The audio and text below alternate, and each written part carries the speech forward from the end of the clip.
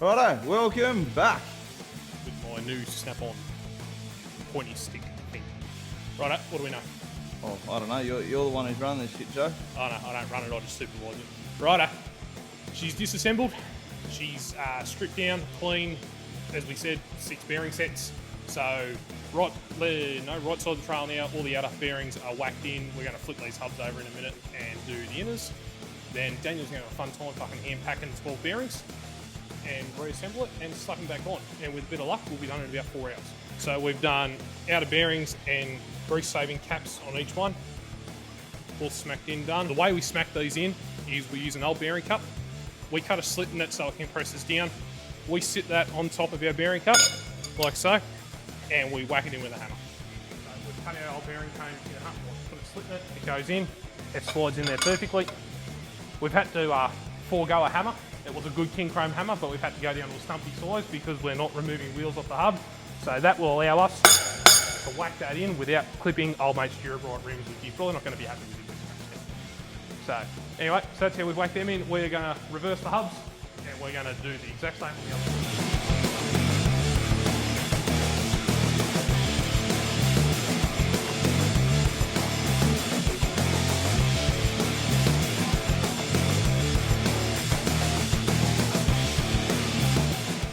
Alright, so we're on to the inner part of the bearing. As you would have seen, we've just flipped everything over. We made it look real easy. So, we've got our new bearing, we've got our new grease saver, and we're going to take our old brand new second-hand bearing with a cut in it and a hammer. Now the grease saver option, there's a lot of flaws and against. A lot of the old school boys don't like them, a lot of the new generation do. If you're doing through NHR in New South Wales and you're doing your annual bearing inspection, the good thing with the grease saver is you're not pulling all the grease back out of the centre of the hub. Usually what will happen in the centre of the hub, you will pack the centre of the hub full of grease to meet up with the bearing face, and then you slip it in. With a grease saver option, what that allows us to do is put that in where you would normally sit. Instead of filling this centrepiece up with grease, what we can do, we can put the grease saver in like that, and then we can set our bearing on top. And what that allows now, we don't have to fill the centre of that hub with grease. We can just now pack the bearing, because as the old school boys will tell you how bearing works, the grease as it needle rolls around, rolls out of the front and into the centre, and it goes back into the bearing like a circular motion, similar to how your dip oil works.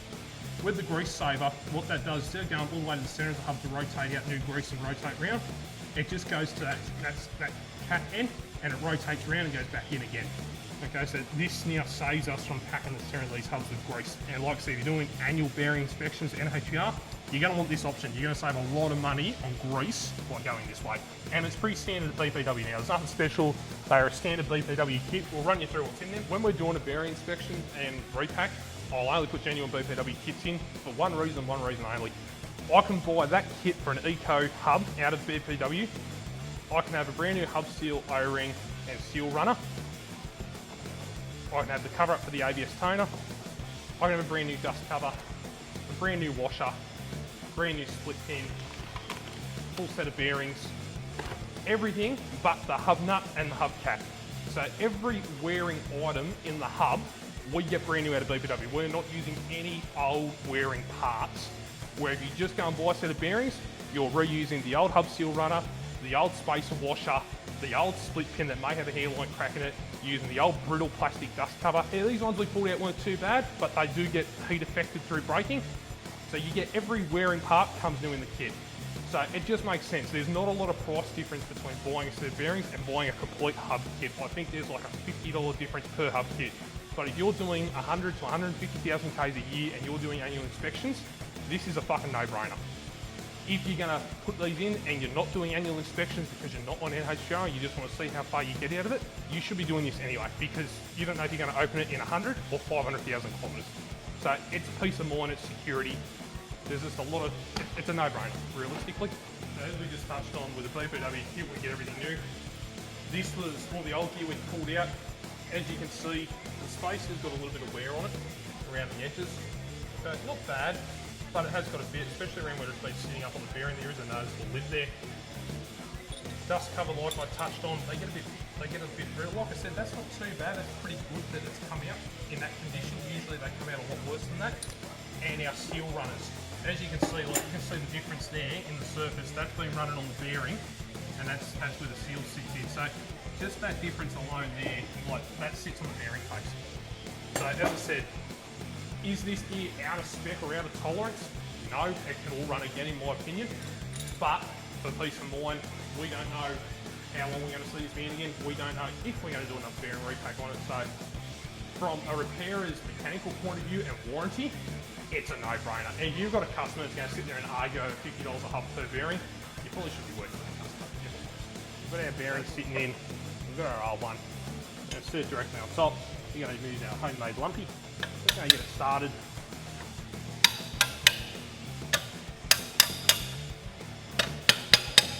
Make sure when you start these, you need to really have a bit of a feel and get them going even.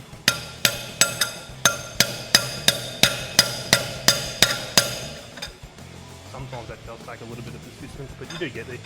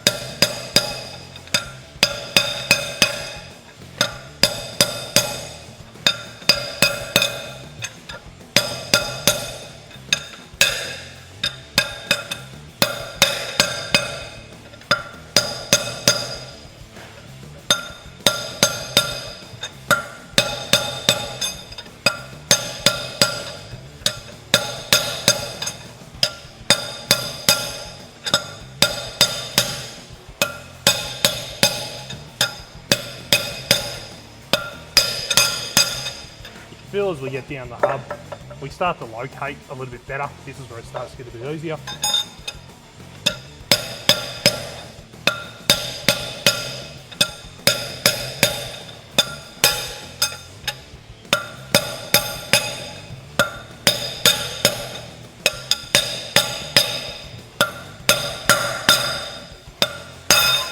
As you can see, there was a different tone when I hit that. So we know it's home all the way. The other way you can check, you shouldn't be able to move while you're here the grease saver. So now it's in home, we know it's good. Have a feel on the inside, make sure there's no gap, which there's not, and we can safely say we're home.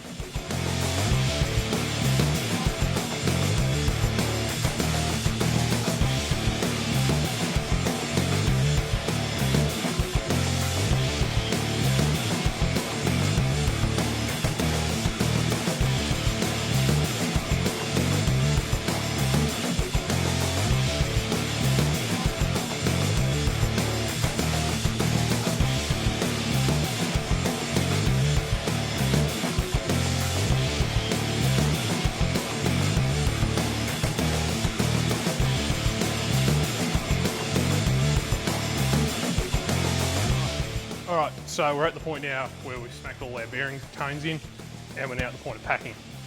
It's very important that each bearing is a machine fit for each cone. So don't go putting this cone in hub 2 and put this bearing in hub 1, because 9 times out of 10 it probably won't work. They're not designed for it. There are plenty of people that fucking do it and get away with it. I've also seen plenty fail. They don't even get more than 30 or 40 kilometres out of the workshop and they fail. So my best piece of advice is do what we've done here. We've done front axle, mid axle, back axle. We've lined them all up. We pack all our bearings. We drop them straight in our hubs in exactly that order. We put our hub seals in, our circlets, our dust covers. We flip them up, grease the spindles, slot them on. Easiest way. And then do all your outers. But I'd probably advise you to do all your bearings at the same time so you don't get your hands dirty once. Simple as that. Repacking the bearing, very simple. We're using High-Tech's BPX2 grease. It's extremely high temperature rain grease. It's probably the best grease on the market for this stuff at the moment, apart from BPW. I like BPW grease, I just don't like the price of BPW grease. This shit's still expensive, but I have not had a wheel bearing fail with that on it, and we've done a lot of it. So, yeah, do not just put general hub grease in this shit. Go buy a high temp bearing grease. It is worth the investment. There we are. Your surgical gloves are on, nice and clean so we don't contaminate. Very important, do not grab a handful of grease and just wrap it around and tell me that that's the bearing fucking packed, because it's not, because the centers will not be packed. Especially if these are plastic end. So, take a handful of grease and we pack from the front to the back. And what we're doing is watching the back rollers until we get grease come through on the rollers, like so. Then you're going to follow that method all the way around. Keep recirculating it, keep going all the way until the bearing is packed.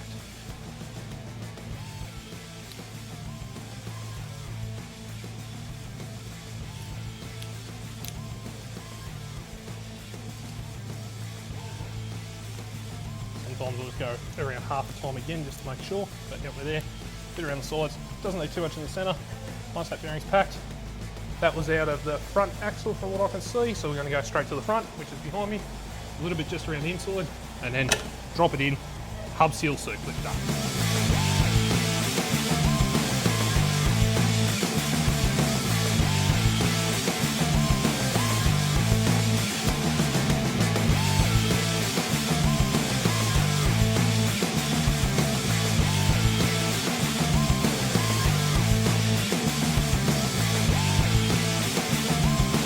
Back here on Friday Night Live. Friday Night Live. Friday Night Live. In the shed.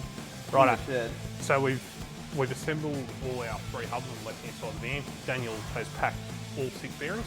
So the inners are assembled with hub seals, runners, circlips, dust covers, and we're now in the position to start putting them back on. I'll show you what order that goes in later on in this video, because Cal forgot to grab the camera. No, the cameraman forgot to grab the camera. I was packing bearings, thank you very much. So problem excuses. Anyway, so we're going to slip this on, we're going to tension these hubs up, and then we're going to go to the right hand side. And now I've got to go to dinner in an hour and a half, the pressure's on.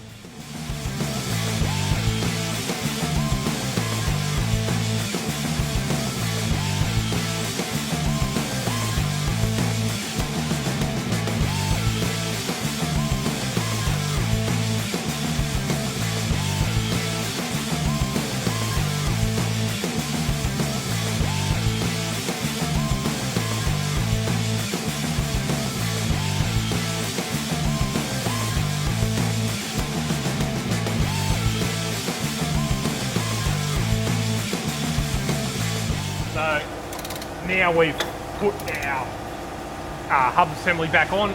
We're in the process of tightening up our bearings. There's 2 ways you can tighten these. You get a tension wrench, BPW say 150 Newton meters is the sweet spot. What I've found through experience though, that can work and does work, but sometimes when you're settling in new bearings, it's actually better to tighten them all the way up, spin the wheel 10 times each direction, come off, go back on till you just feel firm, and like we've done there, it pretty well bang on lines up with the pinhole, which it might be a bit dark because Daniel's fucking flash isn't on, but yeah, it Back does. with the flash on. Back with the flash on, and as you can see there, that hole lines up perfectly at 100. It's sort of 150 Newton meters or by feel, depending on experience. So once we've got that hole lined up, it's up to you. You can either go split pin first, which I like to do. As I said before, there's a lock mechanism and it's got a collared edge all the way around. So you find the sharpest point, put the pin in, clip that down, throw it over, and that locks in all the way around and it holds the split pin in. Then we go put our circlip in. Our circlip there's actually a correct way to install these BPW circlips. The holes on one side are slightly smaller than the holes on the other side. Okay, so the holes, so in this situation, it's this side with the smaller holes. That is the side that you want to put your circlip pliers in, because that way they will not slip on you. You want to put that straight in.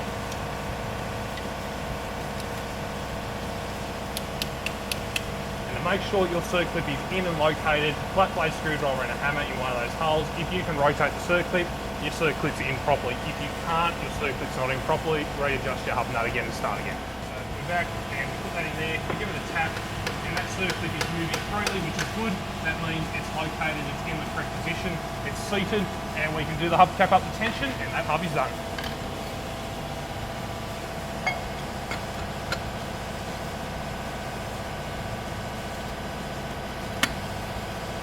Always make sure you go backwards and jump the threads and start. So you go all the way up by hand, and then you can tension. BPW recommend 800 Newton meters of tension on the hubcap. I personally believe 450, 500 foot-pounds enough. It's personal preference.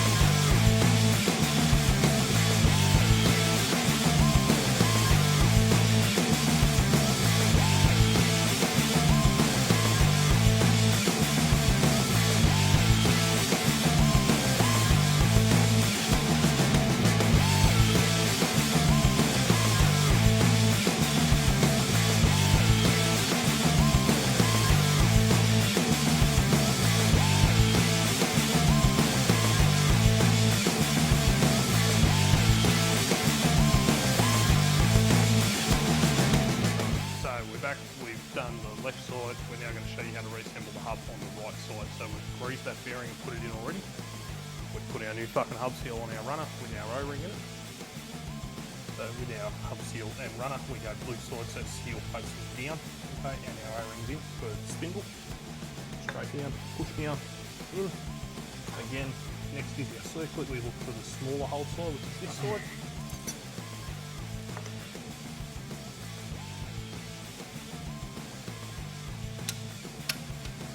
That's in. Yeah, we check with our hammer and flat blade screwdriver.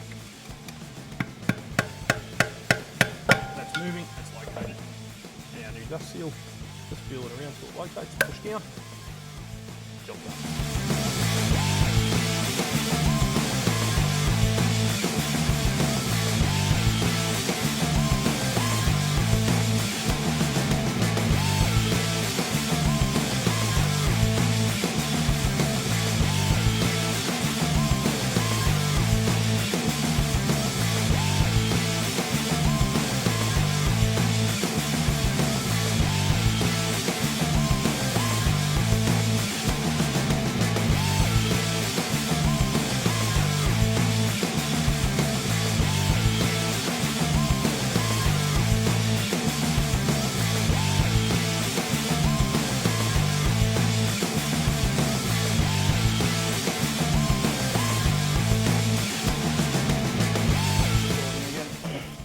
Customer there, this one back pretty urgently, and I'm pretty happy to say that we've had it done in 2 days.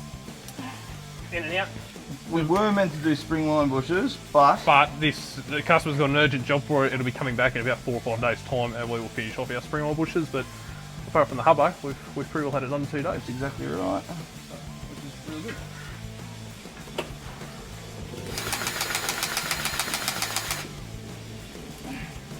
Have you done these front slack adjusters yet, mate? You can just go down the next one. Is there the grease nipples up on the hub? Yeah, you'll have one on the inside.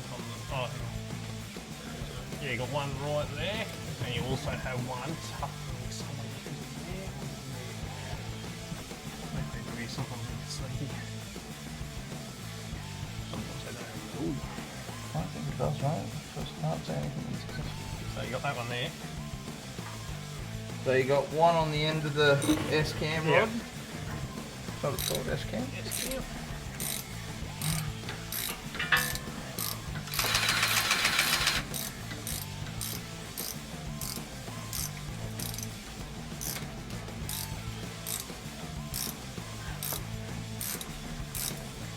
Yeah, that back up with me, right?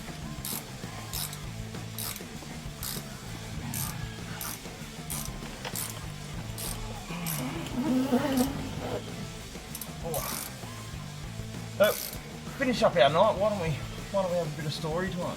Stories, and we're going to do the spud story. And a segment of Spud without Spud being here. Spud was here this afternoon. He was. He was. He was quite delighted to hear that we spoke about him last night, and mortified at the same time. See, his more can see his bubble was going to find out. Oh. I think his mother probably can't put down this side. No, you got to come to Fat Boy side over here, mate. Oh. You offset the bloody stand. I did, mate. Fat Boy. Oh. There we go. Brakes are adjusted. Right, well, while I go through and grease, why don't you tell us a bit of a story? What's wrong with this creeper ball? I think it's the operator. Operator, I Jesus. think it's the operator, mate. Or is it the big bar that you've left there? Oh yeah, the big 3/4 breaker bar. Yeah, that might not help. Jesus. I don't know, what sort of story are we going to tell? Fuck, we've got many to run from. Oh, well, you pick one that you think the people at home. Well, this is the problem. We don't know the audience yet. Well, we don't, but we can always try to imagine. I don't know if we should go with Spud story or what, but... We could talk about a story about 30-day trading account to the family, but I don't think we'll go there. How about Invite me.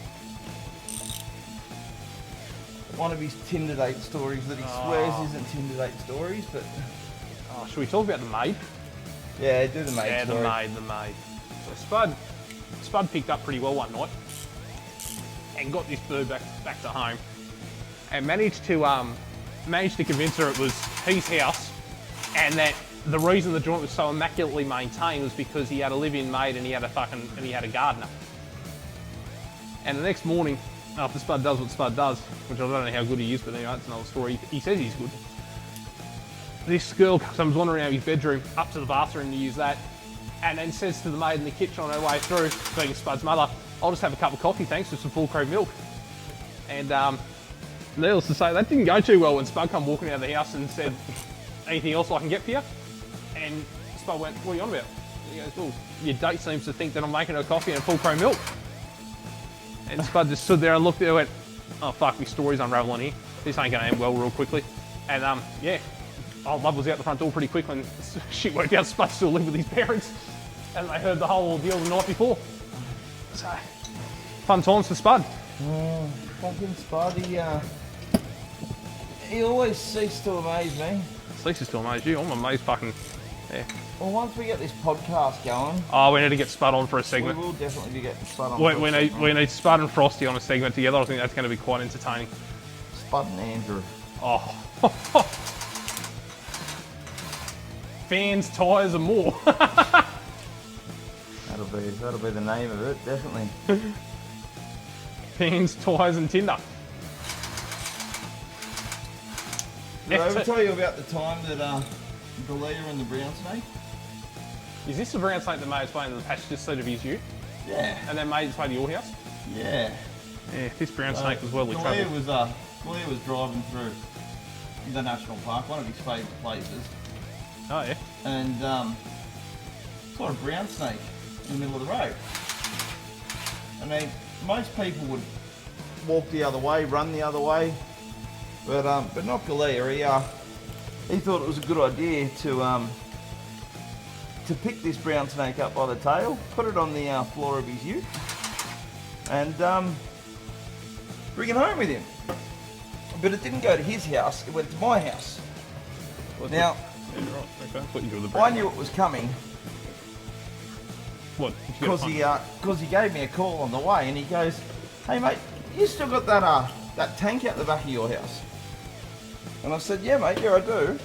Hang on, reptile tank or fuel tank? Oh, it was a reptile tank. Ah, right. Okay. And I said, "Why is that?" He goes, "Oh, I caught a snake." I said, "Oh yeah, what sort of snake?" He goes, "Oh, just a snake." Ah, do that one there, bro. I already did it. No, because I was there. This one? Yeah. I leant over and did it. That's why there's grease there, dude. Just double checking all this. So anyway, he rocks up, and at this point I didn't know what sort of snake I was getting. But Reptile. I knew there was a snake coming, and anyway, he pulls this brown snake out, Oh yeah. puts it in this tank, Oh yeah. and says, "I'll leave that with you." That's it. Just I'll leave it with you. And then off he went. He had to go somewhere else.